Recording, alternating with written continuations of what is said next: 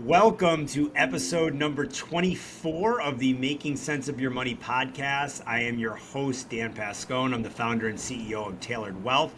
And as always, each episode features a trusted voice in the financial world, someone who works directly with high-level professionals to simplify the complex and turn strategy into action. And we've got a really special guest today. I'm excited for this conversation. We've got with us Cody Hall, who is the founder and CEO of Tellahalth. And Cody's got a really interesting story and background. And today, he and his team provide virtual and telehealth across multiple different industries. As you can see from his backdrop, Cody has a very successful podcast, which he was nice enough to have me join. So I am pumped to have you on mine. Good to have you on Making Sense of Your Money, Cody. Yeah, I'm super excited to be here, especially since I've had to learn my finances at most time by Braille. So I'm going to be a great example of some of the things you shouldn't do. We're going to get into that. I'm looking forward to hearing about that. So as always, give us a quick overview of who you are, what your business does, and how you ultimately got into the field that you're in. Yeah, I think that's an interesting conversation. So first and foremost, level set with everybody. I come from a very high class of trailer park, and so really came into this world with owing the world something. Actually, I came in with debt, and then kind of made my way through life. Not the smartest kid, not the most athletic. Joined the military. And then that's kind of where opportunity blossomed. I had the opportunity to make my way through the highest tiers of the Marine Corps to their Special Operations Group, which was kind of the first time I ever really accomplished anything. And so thank you for your service. No, I appreciate it. You guys were worth it, and took that drive that they give you of just like, well, I call it the never give up aspect, the get over it complex that sometimes you need to get through the hard things in life. And then got out, wanted to do something that didn't involve having a gun in my hand, so I went straight to college. I was the first kid to graduate college from University of North Carolina at Charlotte in management. And then while I was in college, I was a full-time college student, 15, 18 credit hours, right, every semester, so full-time. I also worked 40 plus hours at Apple every week. And so I would take my classes either early in the morning, late at night, and then I'd work all weekend and all evenings for Apple. And so supporting them with sales, and then later on with HR for data centers and stuff like that. And then I had an opportunity to work for Amazon because we worked for Apple for 4 years. You're like, I want to jump ship. And so Amazon was making me all these beautiful promises, and this is kind of that first money decision came into play. Okay. That kind of really shaped my thought process in life and where I was going. As they offered me two jobs. One was in operations as a manager, and one was as an HR as a manager. And they both paid on paper the same amount, but they're like, well, I'm like, which one pays more? They're like, well, pays the same, but the HR is hourly and means you're due for overtime, and you always get overtime at Amazon. I was like, there you go, HR it is. HR for 500, please. And so I went to HR, and then it wasn't shortly after I moved to California. Like I just packed up my Ducati and my clothes, right?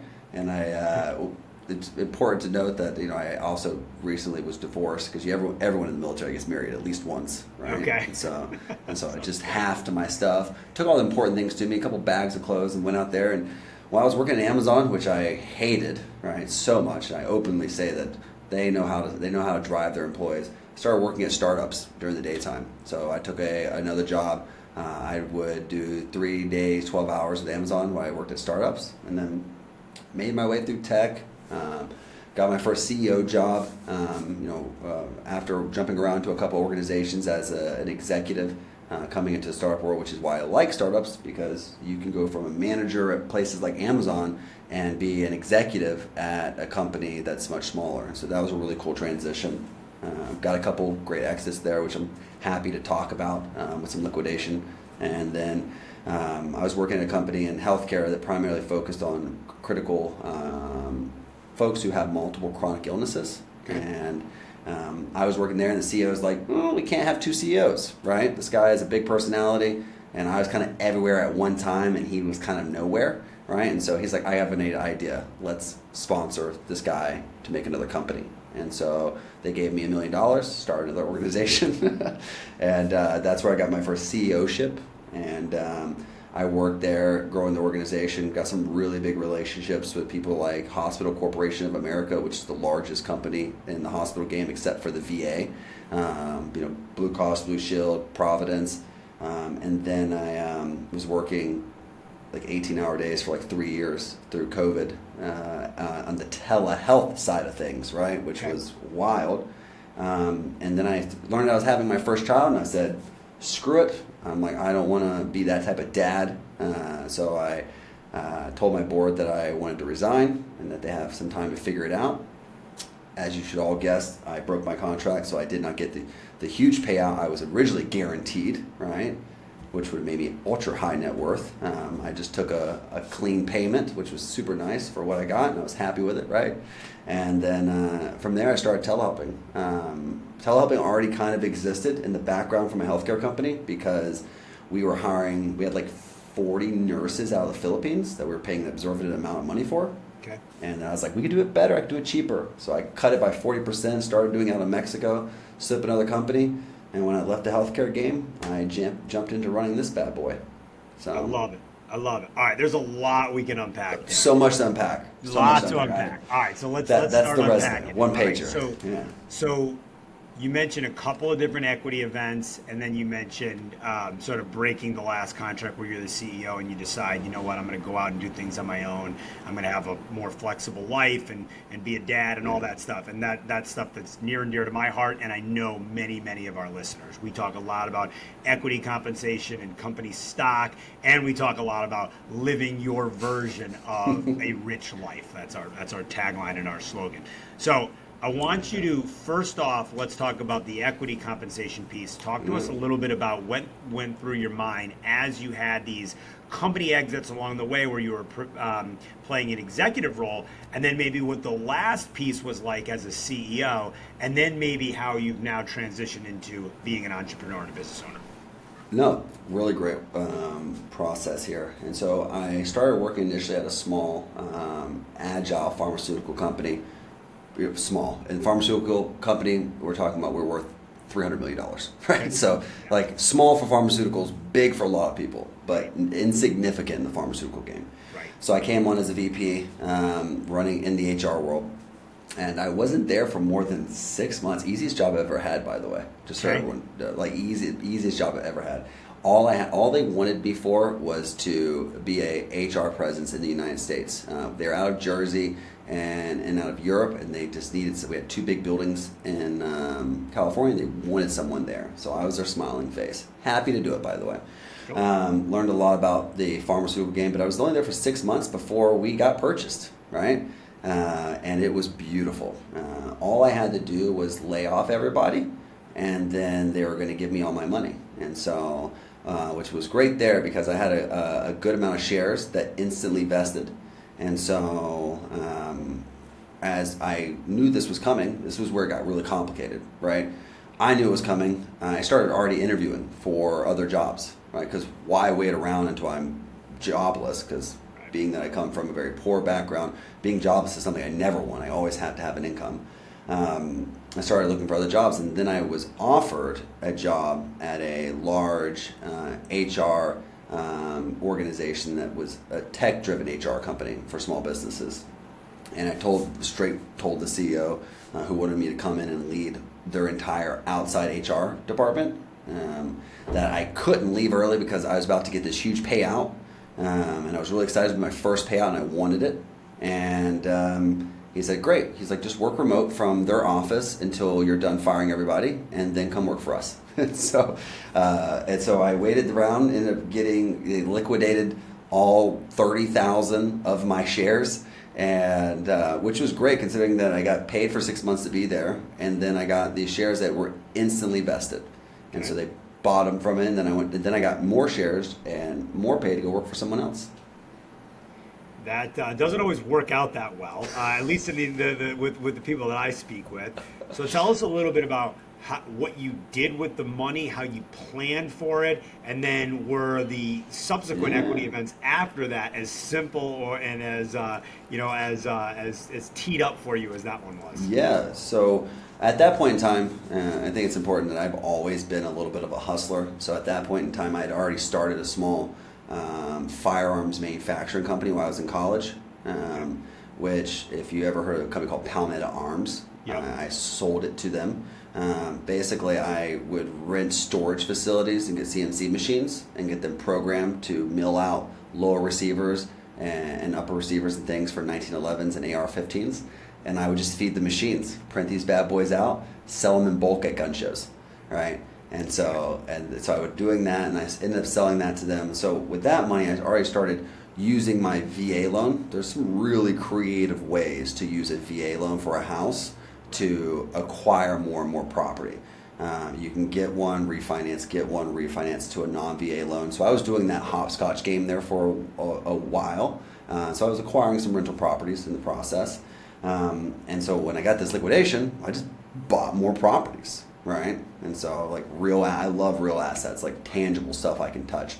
And so I took that money. I didn't really need the cash itself at the time because I was 26 years old, right? And so I just bought a couple more rental properties, specifically in the Vegas area, and started renting those out in short-term rental. And then went over to this new company, which can only be described like a water hose in the face, right? It was startup as startup gets. I mean, we had electric scooters in the office in downtown LA with kegs and a full bar.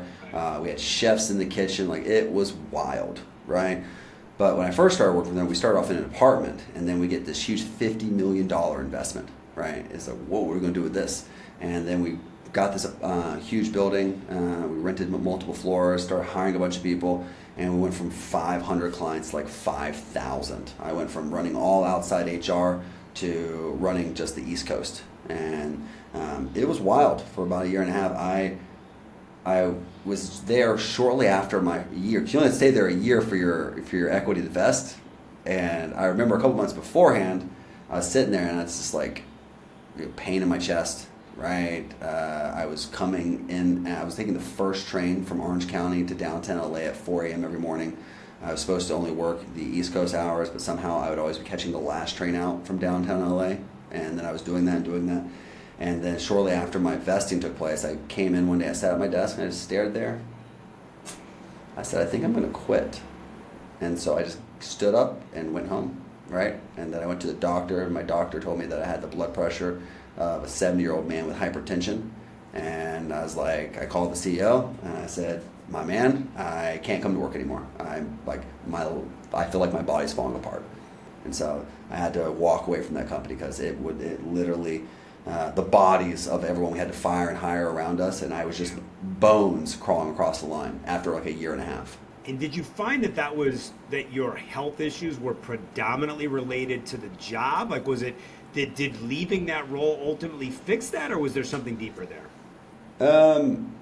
I think it was a mixture of both. That's a great question, actually. So it was, I had a wife, another wife, actually, everyone. And she could spend money faster than I could make it. Okay. And so I was making a lot of money, and we had lots of things, but also she would spend it $20,000 Maldives vacations, right? Okay. Maldives are great. It ain't that great, right? And so, and so that was something that I was always stressed out because I was always felt like, man, I should have more than I do have. And so I was chasing the paycheck, right? I was high income, low cash in the bank, but I also had assets that I had purchased. And then it was just the stress of the job. It wasn't necessarily just the job, it was the expectation of being social as well. So the company was very intertwined and social. And I was a unique 27-year-old person at this time because I had responsibilities outside of this. I was still in the active reserves of the military. So I had military obligations. I had a wife, right? And so I had all these things outside of this company. And I'm working with another bunch of 20-year-olds who they're just like, oh, this is my first startup job, right? And I'm having a blast. And I'm stressing, trying to balance it all. Got it. All right. So you talked a little bit about the varying sort of ups and downs you've had from a financial perspective. I want to talk a little bit more about that. You mentioned kind of coming from nothing, earning a lot of income early in your life, right? Having some fortunate events, maybe some unfortunate events. How has all of that shaped how you think about money and finances, Cody? Well, I think it's the first estate, and this is an interesting conversation I've had before with people. I think I did a short on it once. Is I think our mindset towards money, because one of my guests on my podcast, he asked me, "What's your earliest memory of money?" He asked me. I remember it. It's a profound. It gives me goosebumps when I thought about it. And I remember going to the bookstore as kids. If either the bookstore used to come to your school and you would buy stuff from the bookstore, and I remember never having any money for anything at the bookstore. Like never having enough. Like my mom didn't have anything to give us for us to buy one book, right? And that kind of stuck with me because I was always a person that there's really never enough. I even think about it today. Like there's never enough, and so with my earlier stage, I was huge on just having money, saving money, keeping money. Not really big on buying things, right? Unless they make more money. And then in my second marriage, she pulled me in this other direction of spending. Right. And that really was an element that drove the relationship south as well, because we were just always spending money. And so, which never really changed my perspective. My perspective was always we need money in reserves. Not, hoarding it and keeping it, not investing, but just like we need the money in reserves. And so that made me uncomfortable because my perspective towards money is you need enough, like I always have a couple years worth of income to survive off of nowadays, right? But at that time, we didn't have any money. Every month my paycheck would come in and it would cover our expenses, and then the rental properties I had, they would always cover themselves, right? But even money we got from them would get spent as well. So it was just a spin game, which tied into that. But as I'm a dad now, I'm huge on reserves. I'm a little bit less, though I am very risky, I'm very aggressive in my investments. I always do it from a place of stability. All right, so let's dig into that a little bit more. So now you're an entrepreneur, you're a father, right? And you mentioned that you've got some frameworks and some things that you like to invest in, including real estate. Talk to us a little bit about how you think about growing your wealth in your role today. Yeah, I think about it in numerous perspectives, primarily in short, midterm, and long-term perspectives, right? My real estate being a long-term perspective, my company being a long-term perspective as well. I'd say that I do a little bit of private equity. So at Tellahalth, we have invested in numerous other businesses as well, some of who are our clients, right? So we do strategic investments at Tellahalth, which I own in its entirety, the company, so they're my investments. And so we take the organization, invested in its partners who have virtual assistants with us that are growing startups. And so we have a portfolio there that is also diverse in its holdings, legal, accounting, and AI. So I see those as always long-term. I have midterm investments where I see things that I want to maybe sell off and liquidate in the next 5 to 10 years. Like bourbon holdings. There's a company that I've invested in regard to bourbon. Blue chip artwork is something that I expect to keep for the next 5 or 10 years and then liquidate. That I own fractionally through I own percentages of some really nice Picassos, right? But they're fractional ownerships through an LLC that I've invested in, right? Okay.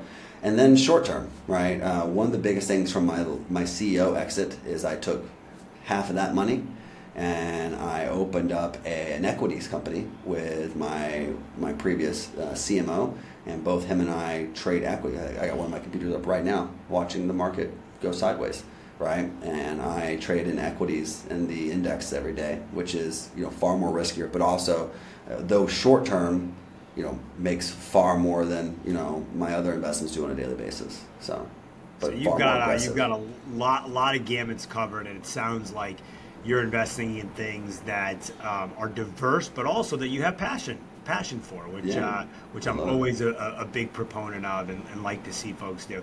All right, let's shift gears a little bit. I want you to tell us a little bit about why you started Tellahalth, give us a quick overview of what you do at Tellahalth and what you help your clients to solve for. Yeah, and I think the origins of Tellahalth have to go back to my previous healthcare company, Octiva, as well, because that played a huge part in my exit. And so, as the CEO of Tellahalth, which had a full board, as I was a board member of as well, we have a 7-person board. I originally started telehelping with my now wife in Mexico to transition our nurses from the Philippines to here for like 40% less. I mean, we were paying Spanish speakers in the Philippines when we could hire them for a fraction of the cost here, and they naturally speak Spanish, right? And so we did that, and we did it to save the company money, to free up cash flow, because we had a ton paid into the nurses at the time. And so the company basically just operated on, an even keel. It made enough to pay everybody. It wasn't in for the profit game. And so comes my exit as I decide to leave the organization. If you know anything about me or watching my podcast, I'm a little bit of a cowboy, right? Which is great because I own telehelping entirely now, so I can be one. But having a board of mid-60s, 70-year-olds, PE, VC, healthcare CEOs, and then me, these guys, half of them loved me, and the other half freaking hated me. And so I was always I was tired of it. I was just like, I'm tired of fighting this game, right? And the joke I play now is the things that they were fighting me for right now is the center value proposition of the new organization, right? So you guys are welcome for what I created for you. There you go. But when I was exiting, we're doing all this due diligence, we're splitting off everything, because I was in everything as a CEO from the day one. I started the company before there was even an idea. We come to telehelping, right? And herein lies a huge piece of why my contract ended up being my payout, which was still substantial, right? Ended up being smaller is because as the fiduciary of the organization, I aided in the creation of another company, right, which serviced my company. They didn't like it. Though I had no financial benefit to it, right? They didn't believe it was one arm's distance away from the company when it was created, and that created some problems for them. And that's okay. I was so far down the line of not caring, because at this point in time I didn't really care much about money. I made a bunch, and so I was like, whatever, get out with some money and I'll walk away. So we came to a healthy purchase of my shares, which was was a good 7-figure paycheck, right? And I was very happy with it. Although I had to play a lot. I play a lot of games on avoiding short-term capital gains, and so I think I did like a 1080 or 83B or something like that. That really saved me on a lot there, and so that helped me not get completely demolished by taxes. And I took my money and walked away. And then telehelping at that time still was owned by my friend, and years later now we're actually together. Funny enough. Funny how that turns out. Yep, sure. But this isn't a love story podcast. This is a money podcast. And they have a lot to do with each other. They're kin to the emotion. Yeah. And so I took the money, and so fun story is I took half of it, and then I stored the other half in a really difficult trust that is managed and invested by an organization that I hired, and then a trustee that I can't access for the simple purpose of maybe I'm a risky person, so I wanted to eliminate myself as a variable, and so I put it all in a separate it would take so much for me to get that money. Like I'd have to be starving to get the money, and so like, okay, I want to make sure that if all fails, I call it the Allen Iverson Fund, right? And so if all fails in life, I still have some money out there that someone else made the decisions for, not me. And then I took the rest of it and I invested more in the market and bought more rental properties and just lived. And then I took over telehelping. I shifted away from the healthcare focus as we kind of inched towards the professional, legal, accounting, and finance space. And that's how that came to be is its own story, because we just followed where things fell in our lap. We had wealth advisors comes to us and we're like, this is great, and then someone's like, you should talk to our back office, and then we got a preferred partnership, and we just followed the money trail. Very cool. Very cool. What are the biggest challenges that your customers come to you with today, and how do you help them to overcome those? That's a fun question because when we first started business, my thought process was like, coming from HR, right, and running my own businesses, I wouldn't want someone telling me how to run my business. Sure. And so my thought process is like, you come to us, Dan, and say, I want a virtual assistant. I'm like, great, Dan, what do you want your virtual assistant to do? Like, I want them to do marketing. Great. We go out and we hire someone that matches what you've described in your marketing needs. And then we give that person to you, and then they're yours, right? We're just facilitating their pay, legal protection for you, legal protection for them, their health care. We're just a middleman to making sure that you're safely employing someone abroad and they can't sue you, you can't sue them, and we would manage the relationship for everyone's protection, right? And then we realized that doesn't work all that well, right? When is not putting a lot of love into something ever gone, ever really grown? And then I realized that we had to start really helping people understand two things. Virtual assistants need to be trained and supported on how to be good virtual employees, right? And staff for organizations who maybe have had bad experiences or have not employed remote staff before need to be guided and supported on how to do so. And so we became what we refer to as acclimation consultants. Okay. And so we spend a lot of our time, very little of our job. The easy part is finding someone good and to match a client. Like, we do that all day. It's like shooting fish in a barrel, especially with the recent immigration issues in the United States. All the talent that otherwise would, transgress itself to the United States is stuck in Mexico. So we have more people to hire from anyways. And that made it easy. What we spend most of our time on, what most of our advisors do now, is just help people remotely work for someone and help someone have their company run remotely. And so that's the biggest thing, just acclimating. How do I delegate? How do I train? Some people, we hire individual wealth managers, good example, right? They ran the whole entire firm by themselves the entire time, and now they're going to hire someone to do their marketing. Like, what do I tell them to do? How do I tell them to do it? And so what we think was like, you just tell them to do it. What are you talking about? We're like, oh, right, it doesn't transfer. They've never done this before. And so it became really a consulting business that provides staff. And then we do the consulting for free, but we do a lot more of this consulting piece. Got it. Makes a lot of sense. All right, before we're going to shift gears a little bit and learn about you, but I want to hear and I want you to tell the audience about your podcast. I know you've built a really successful and well-followed podcast. So tell us a little bit about that. Yeah, and the podcast was just an evolution of what we just talked about, right? Being able to understand the business more, understand our clients more, and that really was like the people internally in our business didn't know the Dans. They knew that Dan was in wealth management. He's client 475. Great, go Dan. And so, but they didn't know what Dan really did, right? And so, and how can we support the organization? How can we wrap our company around our clients if we don't really know our clients? So we started this internally. We started speaking to some of our clients and sharing the videos internally and learning from them, talking about amongst them in regards to our pod meetings. And then it kind of grew, became popular, and we're like, well, we don't have enough clients that really want to go public with these conversations. Let's see if we can get people out in public that want to jump on our podcast. And here we are over 70 episodes later, right? And just skyrocketing on views and subscribers. And really, it's still its only purpose is to understand more of what the entrepreneur goes through as a human, right? Because like yourself, you're starting a firm, but you're very much a dad, a man, a husband at the same time, even though all the struggles may go on here. And then you're still a CEO and founder over here, regardless of what struggles go on over here. And sometimes they complement and sometimes they don't. Couldn't agree more, brother. Couldn't agree more. All right, we're going to shift gears a little bit, and we're going to learn a little bit more about Cody. So, Cody, you are now entering into the lightning round. All right, so with the lightning round, very, very simple. I'm going to ask you a question. It could be a one-word answer. It could be a long, drawn-out thought. Either one is fine. Just give us the first thought that comes to your head, all right? Go ahead. All right, cool. You ready? Ready. Let's do it. Coffee or tea? Coffee. One meal for the rest of your life. What is it? Burger. Okay, I like it. What's one tool or piece of technology, so it could be hardware or software, other than your computer or your phone that you can't live without? Glock. Tell us about that. I love guns. Gotta have a Okay, Glock. all right, It'll never fail.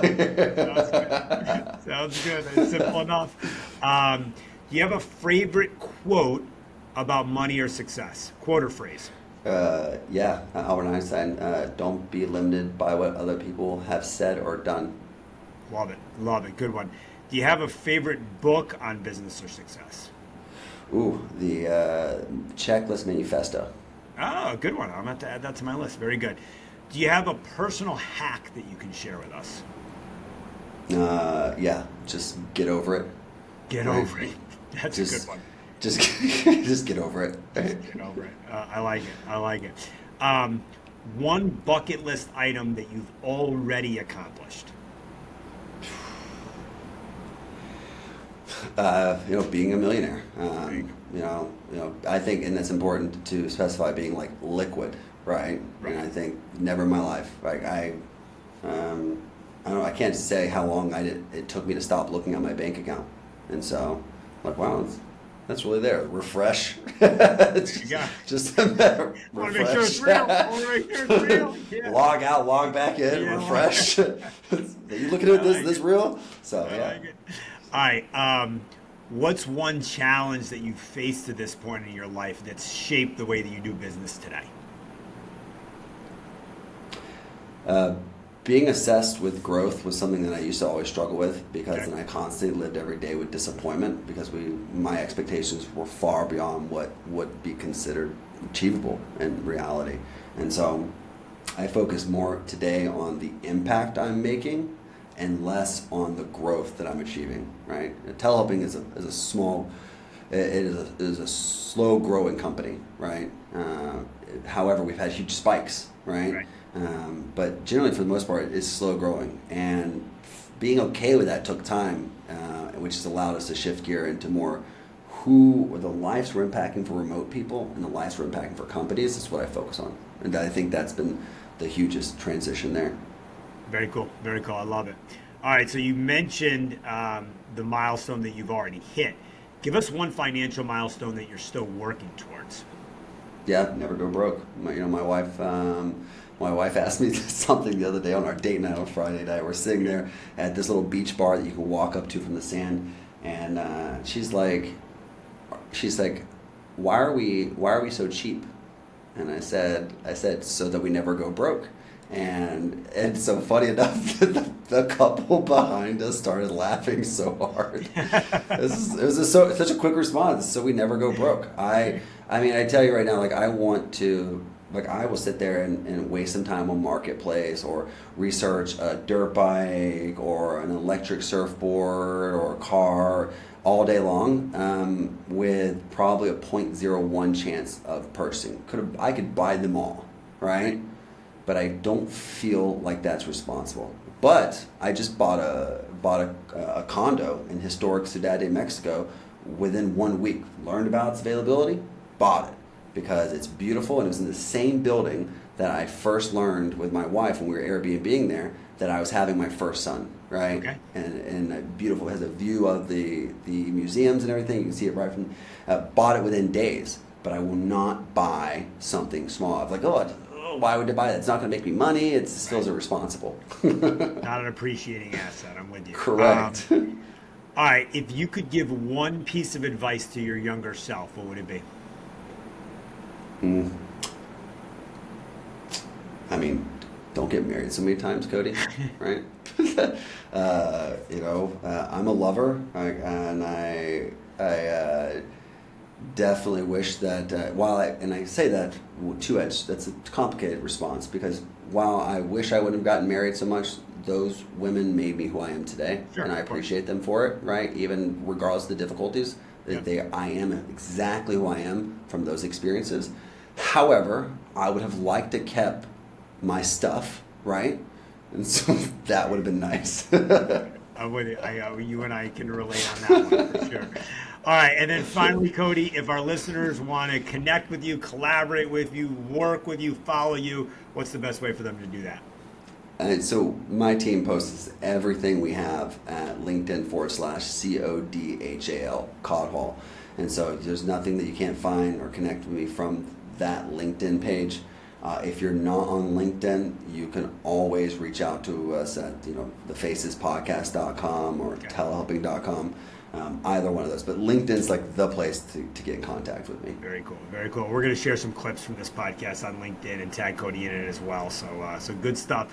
All right, Cody, thanks so much. This was great. Really, really unique hearing your experiences, hearing your story, hearing all thoughts around money, entrepreneurship, and life. Thanks for joining us today. That's it for another episode of Making Sense of Your Money podcast. As always, prioritize your version of a rich life. Cheers, everyone. Salute.